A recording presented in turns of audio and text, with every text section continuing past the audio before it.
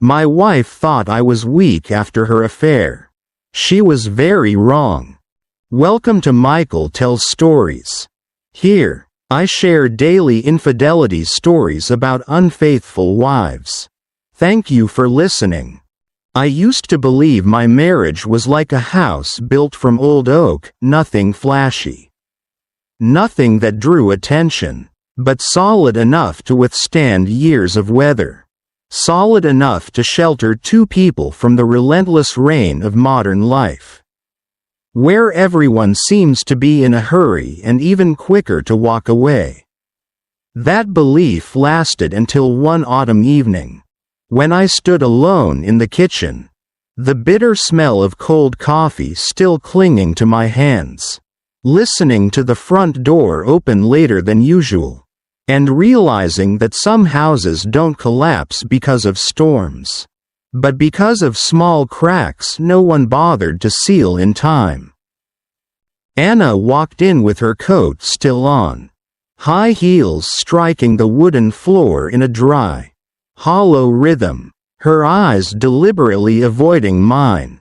And in that exact moment, I knew, not logically, not through evidence, but through something far more primitive, something only a man who has lived beside the same woman for 12 years can recognize, that something had already left our marriage.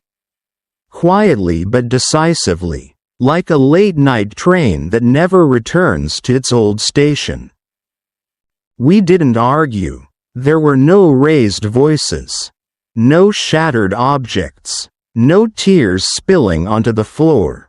There was only silence, stretching on long enough for me to hear the ticking of the wall clock. Each second sounding like a countdown to something neither of us wanted to name. Anna, my wife, the woman who used to rest her head on my shoulder during sad movies, finally sat across from me, let out a long breath, and said, in a voice disturbingly calm to the point of cruelty, that she had fallen in love with someone else. I didn't ask why. I didn't ask when it started. I didn't ask who he was.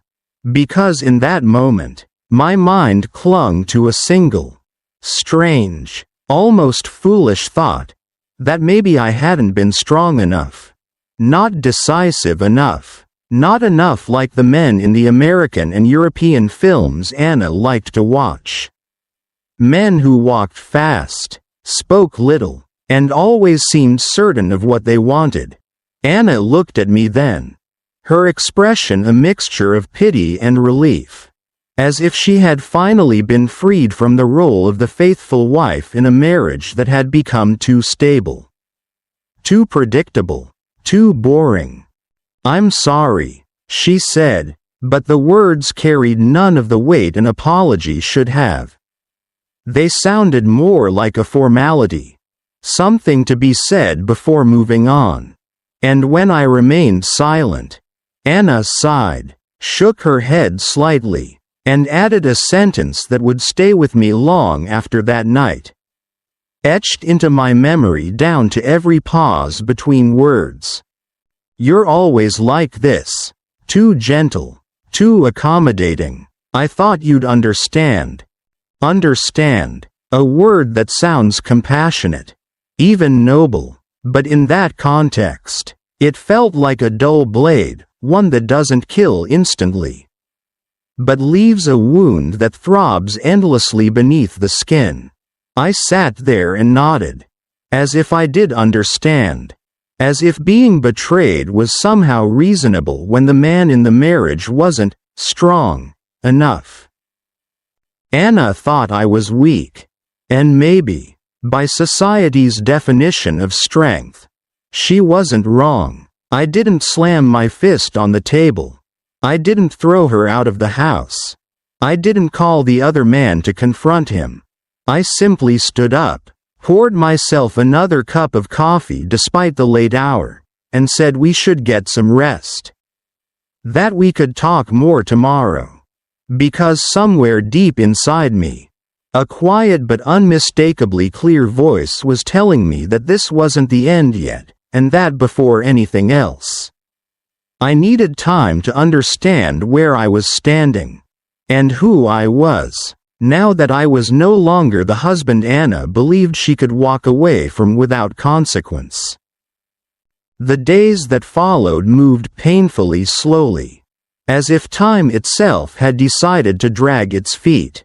Anna continued living in the house, continued having breakfast with me, continued talking about work, about meetings, about a new project, but between us there was an invisible void, a wall that didn't need bricks to exist.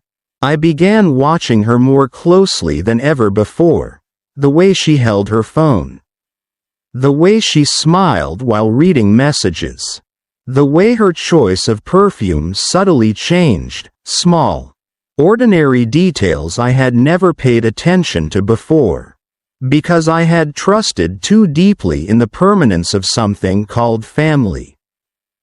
My mother called, her voice warm and familiar, asking if we were coming over that weekend.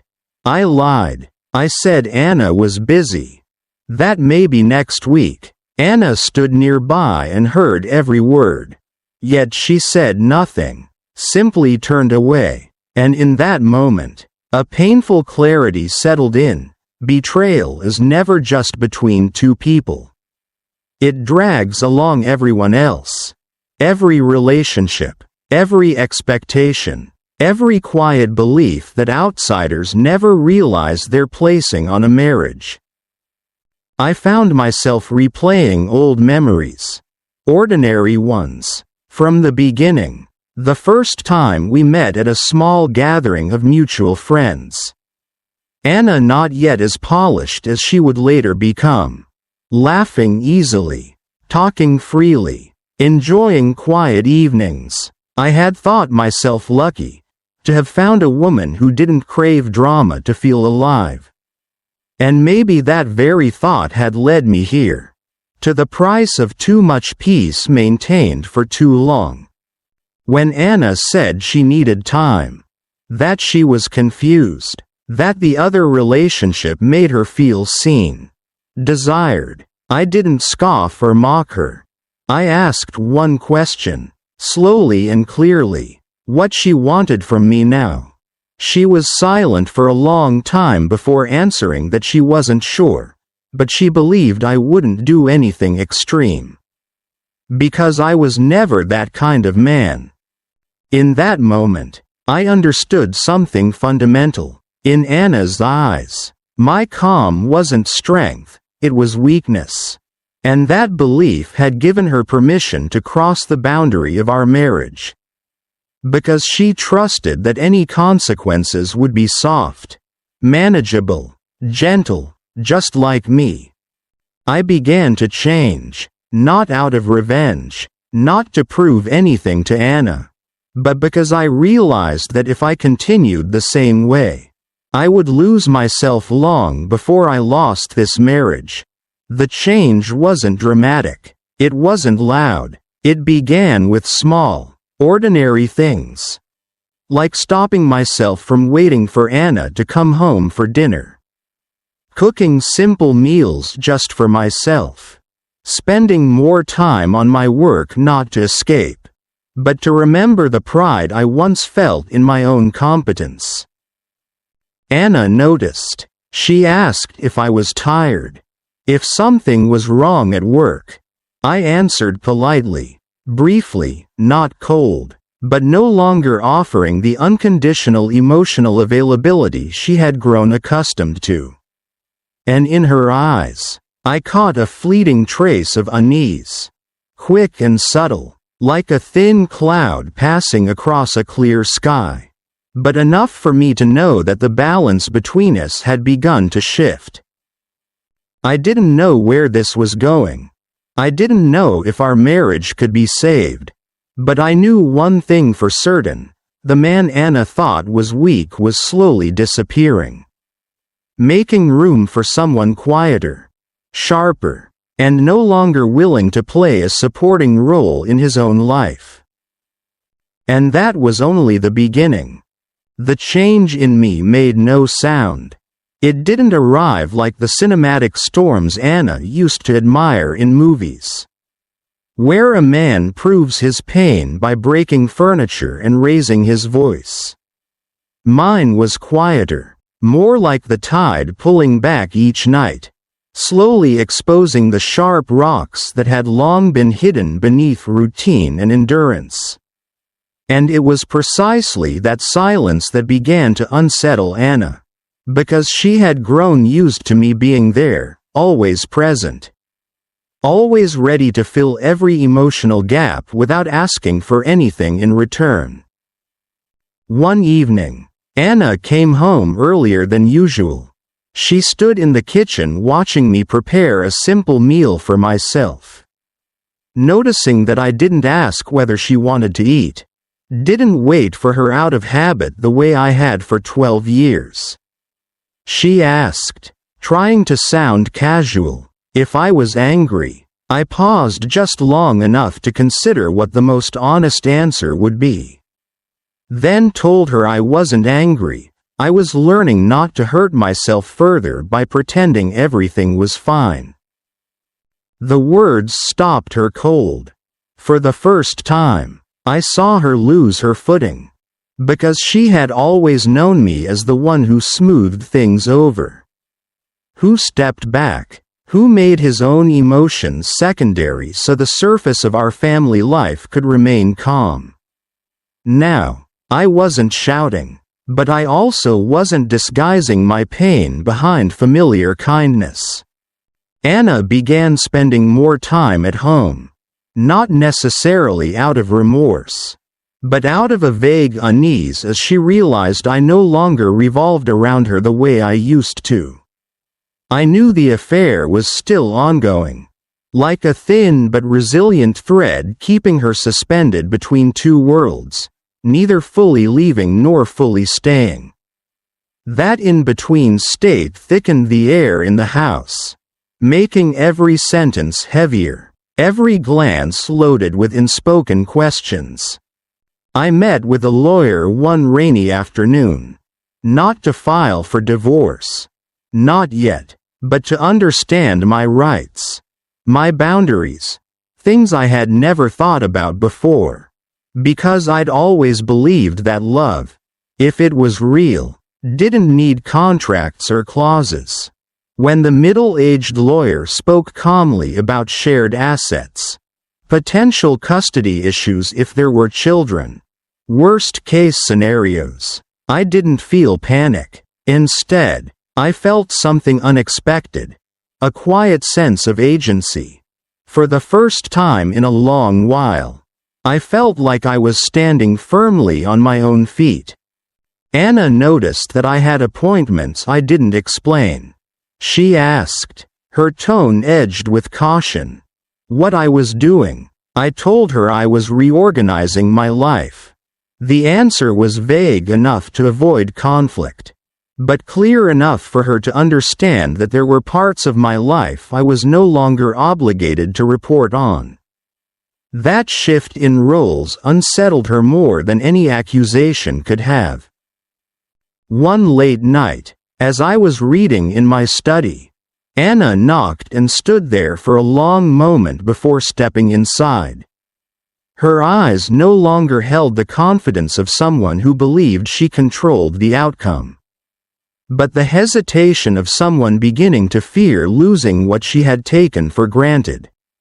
She told me the other man had asked her to leave me, that he wanted a clear future together, and in her voice, I heard not excitement, but confusion. I listened without interrupting, without anger. When she asked what I thought, I said something simple and true, that the decision was hers. That I wouldn't beg anyone to stay out of habit or pity. Anna looked at me as if she were seeing me for the first time, realizing I was no longer standing in the role of the one who waits. That realization made her hands tremble.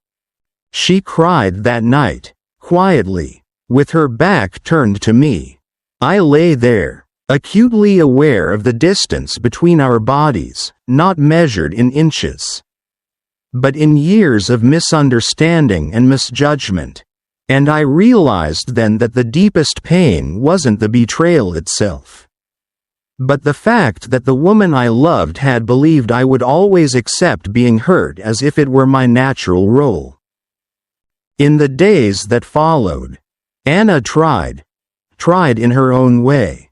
She cooked more often, asked about my work, brought up old memories, as if touching the past might pull me back into my old place.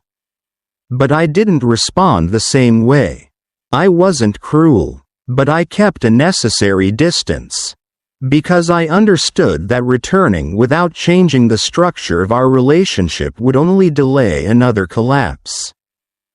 One weekend evening, we sat facing each other in the living room, no television, no phones. I told her I needed absolute honesty, that I couldn't remain in a marriage where her choices were always oriented outward. Anna was silent for a long time before admitting that she had never believed I would leave, that she had mistaken my calm for weakness, and that misunderstanding had allowed her to cross a line she never thought she'd pay dearly for. For the first time, I saw real regret in her eyes, not fear of losing comfort or stability, but the realization that she had lost respect for me long before she lost her way. And when respect disappears, love distorts. I told her that if there was any chance left for us, it wouldn't begin with apologies, but with her confronting her own choices without using me as a safety net. She asked if I still loved her. I answered honestly that I didn't know. Love doesn't vanish instantly, but it can change shape. And at that moment, I loved myself enough not to accept the role of a quietly betrayed husband anymore. That answer, though gentle, hurt her more than anger ever could. That night, Anna left the house with a small suitcase. She said she needed time to think. I watched the door close without following her, without breaking down, feeling a sadness that ran deep but clean, as if, at last, I had allowed myself to face a truth I'd avoided for far too long. I didn't know whether Anna would come back, but I knew one thing with certainty: I would never again be the man she thought was weak.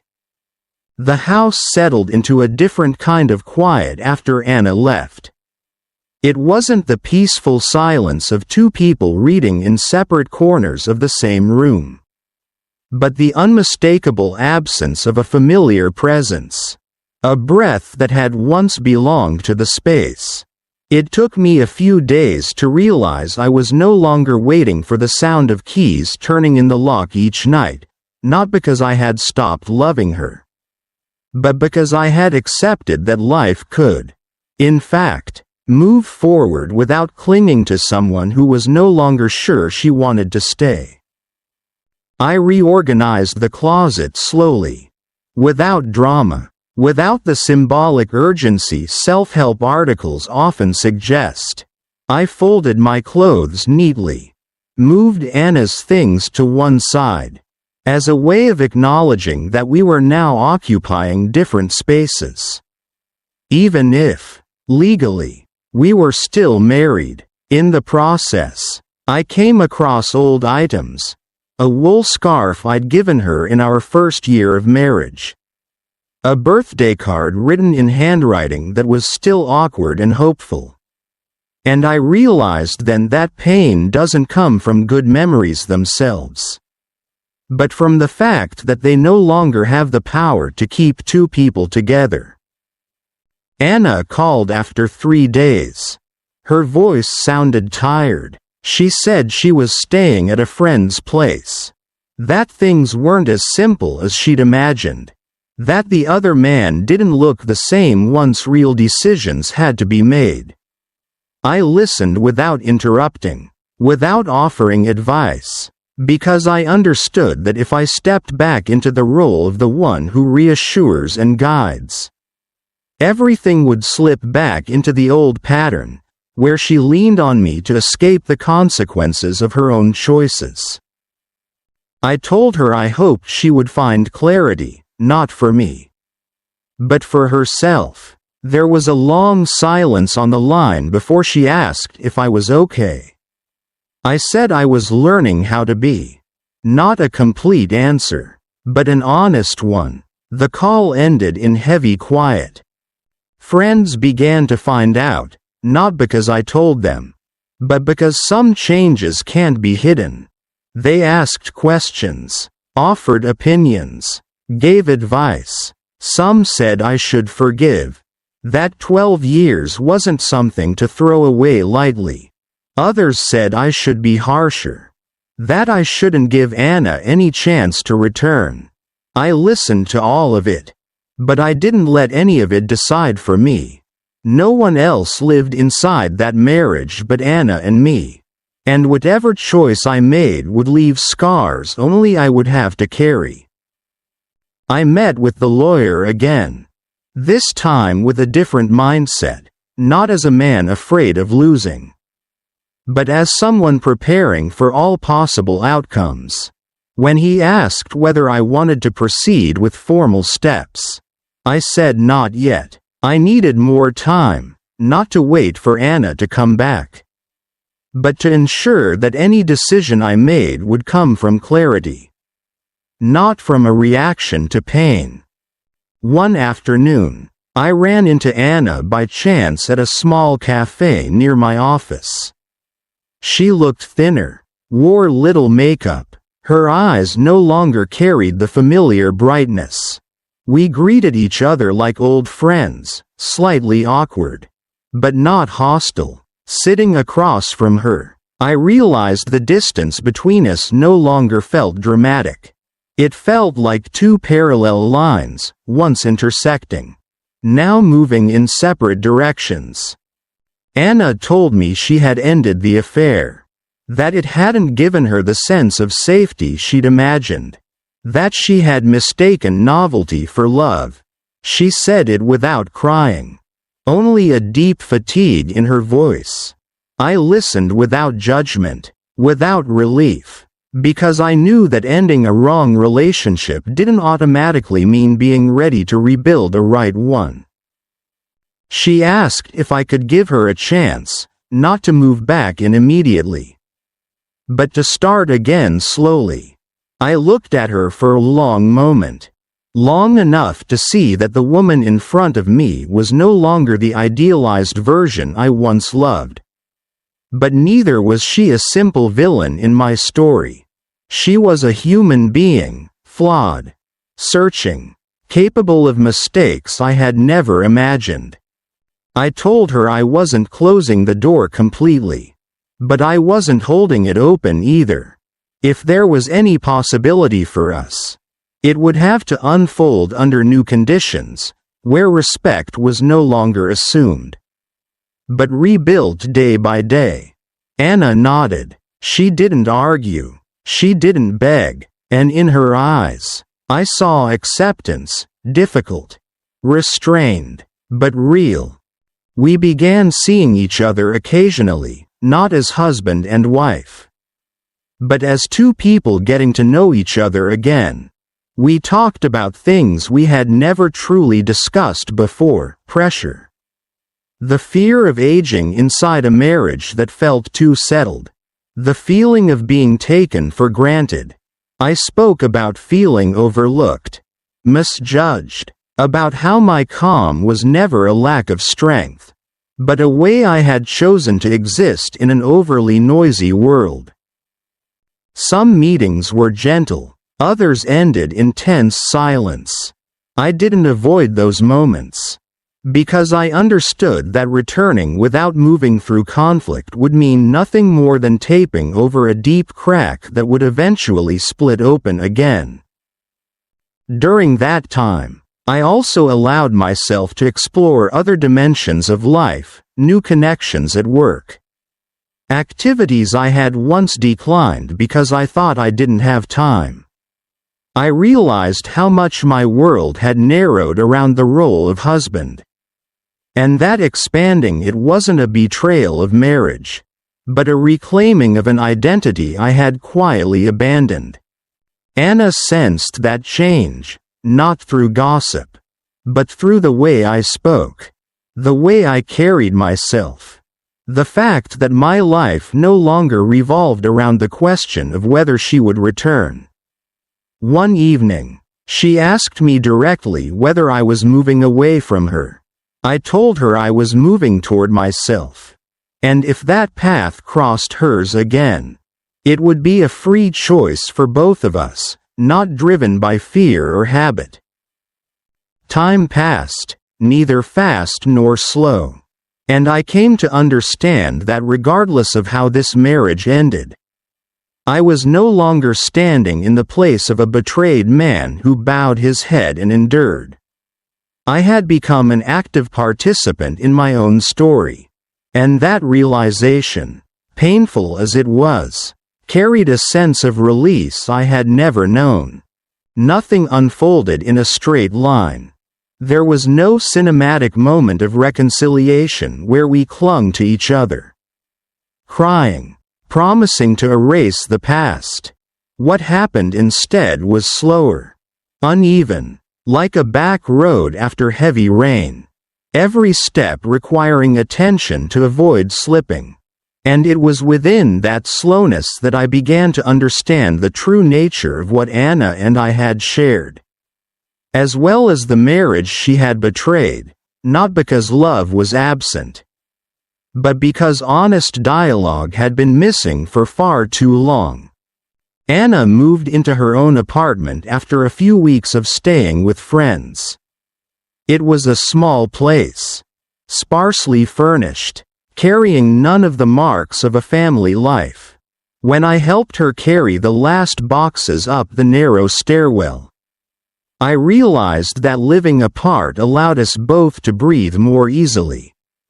At least for now, there were no unspoken expectations, no roles to perform each evening. Every meeting became a choice, not an obligation. We set clear rules: no control, no interrogations, no using the past as a weapon during arguments. I told her plainly that I would not accept her returning simply for the comfort of safety. That if she came back, it had to be because she truly wanted to be with me, not out of fear of being alone. Not because of social pressure. Not because of our family's expectations.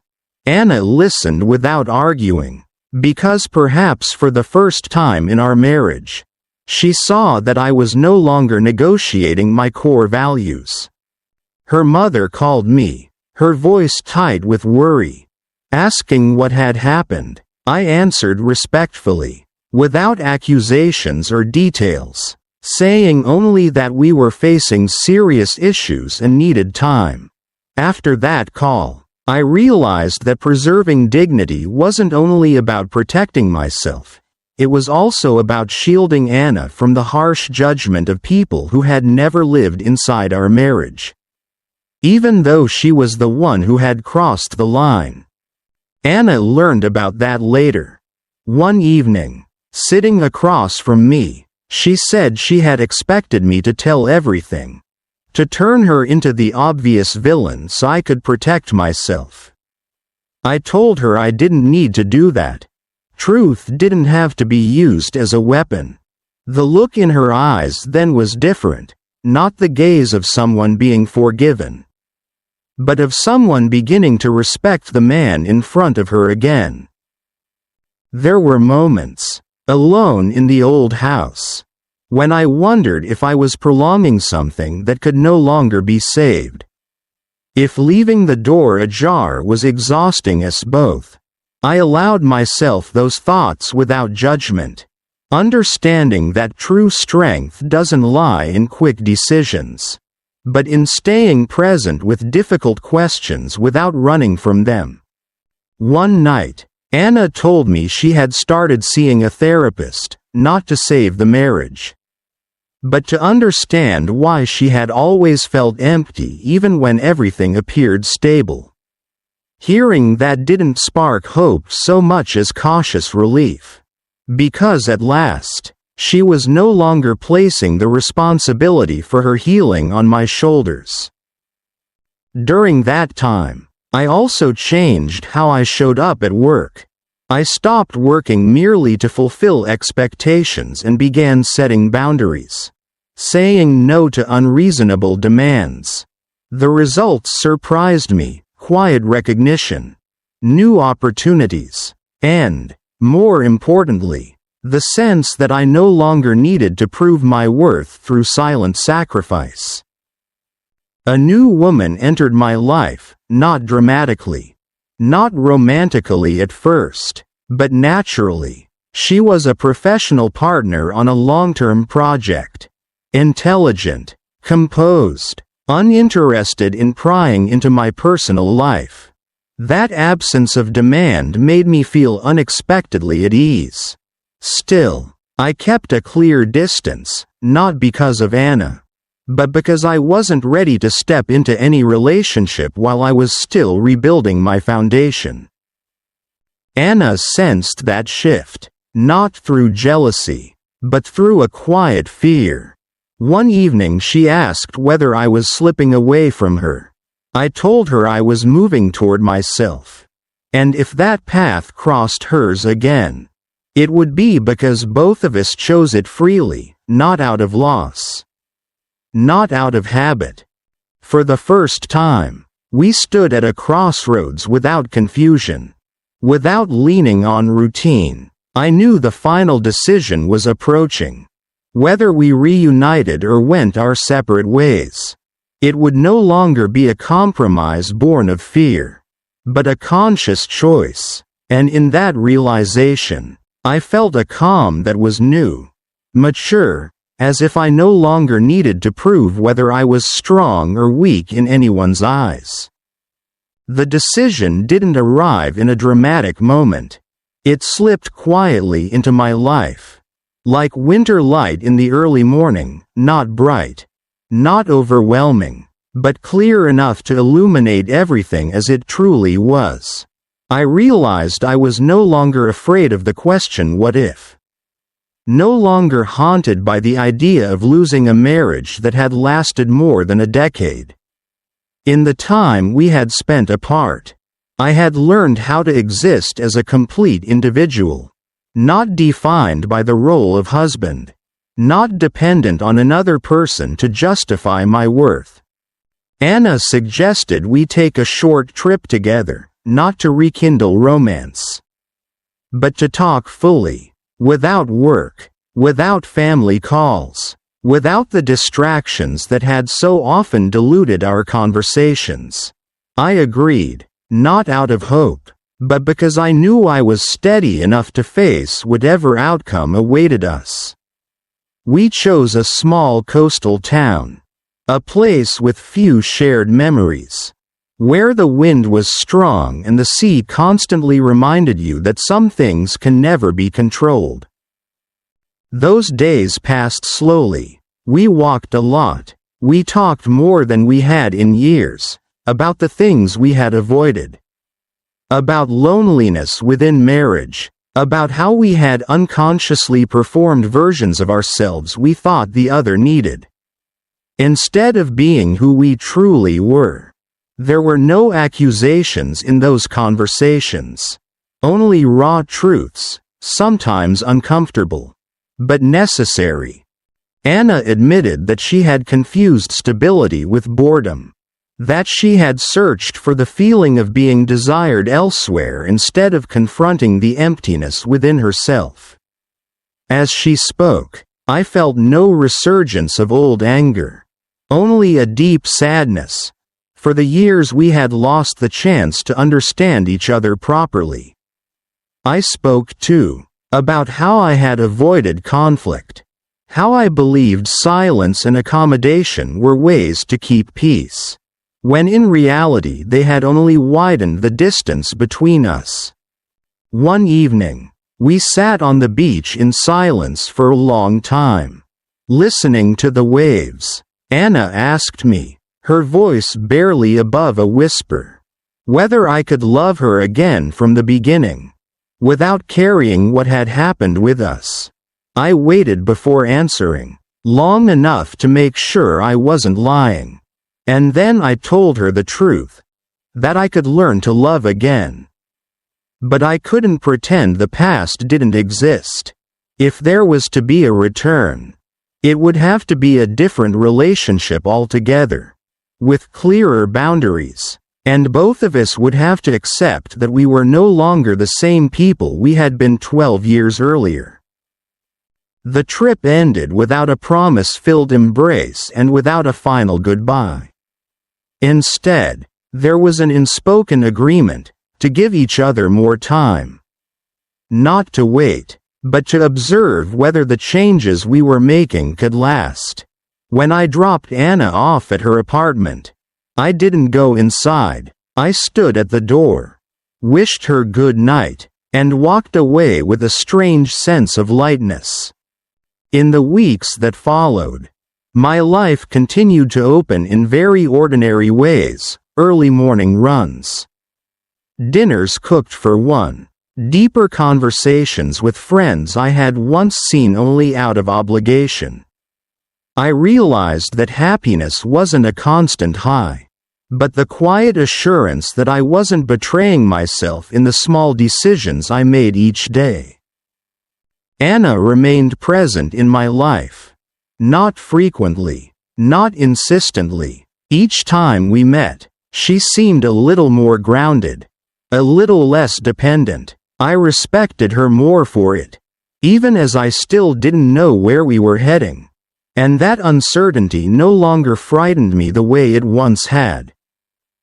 Then one evening, after a long day at work, sitting alone in the living room of the house that had once symbolized family, I understood that I was ready for a final decision, not because time demanded it, but because I was clear about what I needed and what I could no longer accept.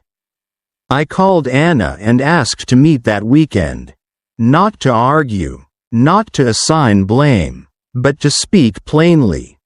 The conversation was calm. I told her I acknowledged her efforts, that I saw her changes, but I also admitted that a part of me could no longer return to what we had been. Trust, once broken, can be rebuilt, but it always carries scars. And I wasn't certain I could live the rest of my life with that quiet vigilance. Even without anger. Anna listened without interrupting, without pleading. When I finished, she nodded, tears falling but without panic. She said she understood, truly understood for the first time.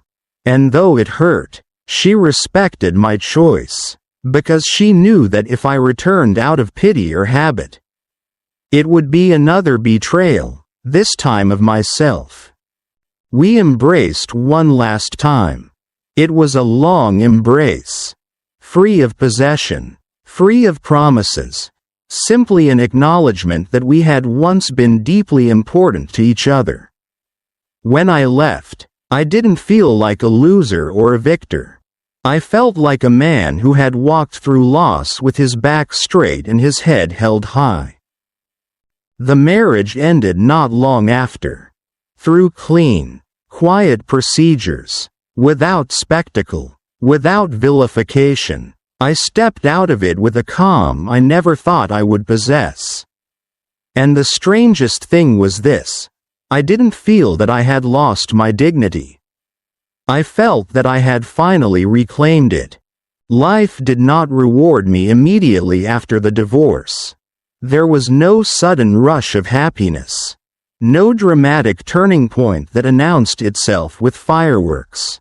Instead, there was something quieter and far more valuable, a steady sense of alignment. As if my inner world and my outward life were no longer in conflict. I woke up each morning without the heaviness of unresolved questions. without the dull ache of waiting for someone else to decide my worth. The house eventually sold. I moved into a smaller place, one filled with light and air, a space that reflected who I had become rather than who I had tried to be for someone else. I furnished it slowly, intentionally, choosing objects not for symbolism, but for comfort. In that simplicity, I found a peace that had nothing to do with winning or losing. Anna and I spoke once more, months later, over coffee. She looked different, not broken, not desperate, but grounded in a way I hadn't seen before. She told me she was continuing therapy, learning how to be alone without feeling abandoned, learning how to sit with herself without seeking validation from another person. I listened with genuine warmth, without longing, without regret. I wished her well, not as an obligation, but as a sincere hope. There was someone else in my life by then, not a replacement. Not a reaction, but a connection that grew naturally, without urgency. She knew about my past, not in detail, not as a confession, but as context. She didn't see my calm as weakness, nor my boundaries as distance. With her, I didn't feel the need to perform strength or suppress vulnerability. We met each other where we were, not where we wished the other would be. Sometimes, late at night, I thought back to the man I had been when Anna's affair first came to light, the quiet husband she believed would endure anything. The man she mistook for weak because he didn't shout or break things. I understood now that silence can be a choice, and restraint can be power. Strength doesn't always announce itself loudly. Sometimes, it reveals itself only when it is finally tested. I never sought revenge. I never needed to prove that I was better off without her. The truth revealed itself slowly, through the way my life expanded once I stopped shrinking to keep someone else comfortable. Anna had been wrong, not because she left, not because she made mistakes, but because she underestimated the man who was capable of walking away with dignity, of choosing peace over attachment, of loving deeply without losing himself. And if there was a lesson in all of it, it wasn't about betrayal or forgiveness alone. It was about self-respect, the kind that doesn't harden you, but clarifies you, the kind that allows you to love again, not from fear of being alone, but from wholeness. My story didn't end with a reunion, but it did end with something just as rare, a life rebuilt on truth. A heart still open, and the quiet certainty that I was never weak. I had simply been patient, waiting for the moment I would finally choose myself. That's the end of today's story. If you enjoyed it, please leave a comment with your thoughts, like the video, and subscribe to the channel. Thank you.